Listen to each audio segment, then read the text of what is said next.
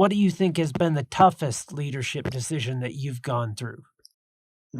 That's a good question. I think perhaps the toughest leadership decision I ever made was accepting a job to become a CEO.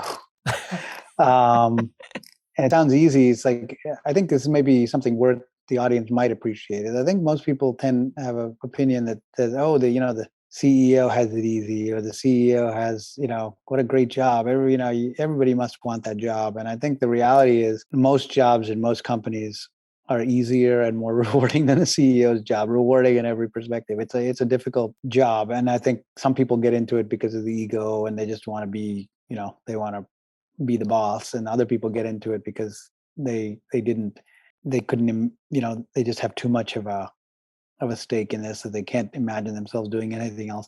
For me, it was just like, hey, this is an opportunity and I think I should do it. And I was given an opportunity given to me and I accepted it.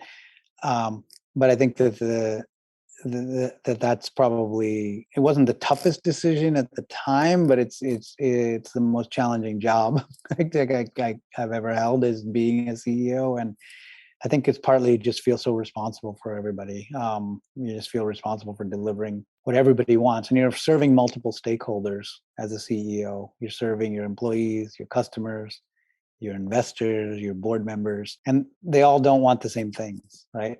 And so how do you help employees be the best they can be, customers to get the most value from the services, board members to get the return on their investment that they're expecting because they're practical people, board members to answer tough questions. I mean,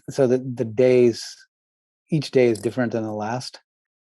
And so that's probably, I wouldn't say that's not a leadership decision, but it's just maybe a perspective